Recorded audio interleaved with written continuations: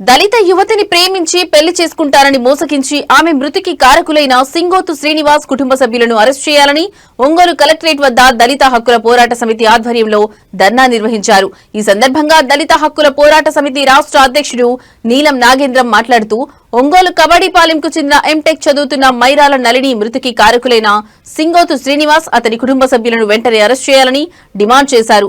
MTech చదివిన మహిళ ప్రేమ పేరుతో తనను మోసం చేశారని, సూసైడ్ లెటర్ రాసి మృతి చెందితే ఇంతవరకు అరెస్ట్ చేయలేదని ఆవేదన వ్యక్తం చేశారు. దళితులకు చట్టభద్రత ఉన్న సెక్షన్లు నమోదు చేసే బాధితురాలి కుటుంబీకులకు న్యాయం చేయాలన్నారు.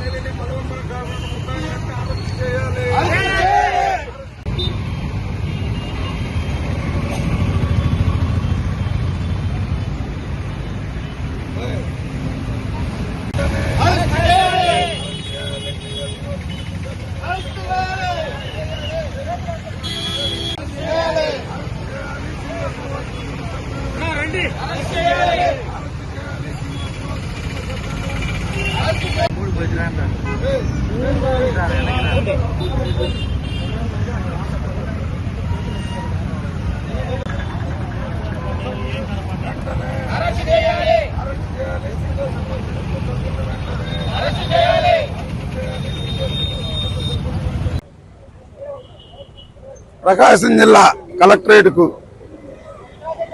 కోతవేడు దూరంలో కలెక్టర్ బంగళా ముందున్న కబడ్డీపాలెంలో ఈ నెల 7వ తేదీన మైరాల నళిని అనే ఒక ఎంటెక్ చదివిన యువతి సూసైడ్ లెటర్ రాసి చనిపోయే ముందు కూడా అనేక వీడియోలు తీసి బలవన్మరణం చెందింది.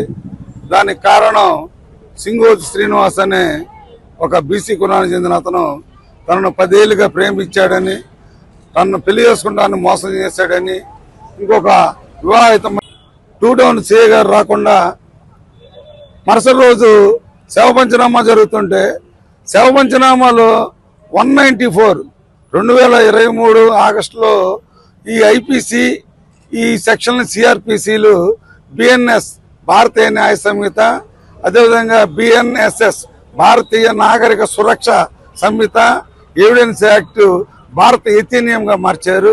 కానీ వీళ్ళు పోలీసులే అనుమానాస్పద వైఖరిగా అనుమానాస్పద మరణం అని చెప్పండి. సూసైడ్ స్పష్టంగా ఉంది, వీడియో ఉంది. అదేవిధంగా ఈ ఫోటోలన్నీ కూడా అమ్మాయి పెన్ డ్రైవ్ లో దొరికినాయి. అయినా కానీ అంటే ఊహాగానం కాదు, కవిత కాదు. కానీ ఈ కేసుని పోలీసులు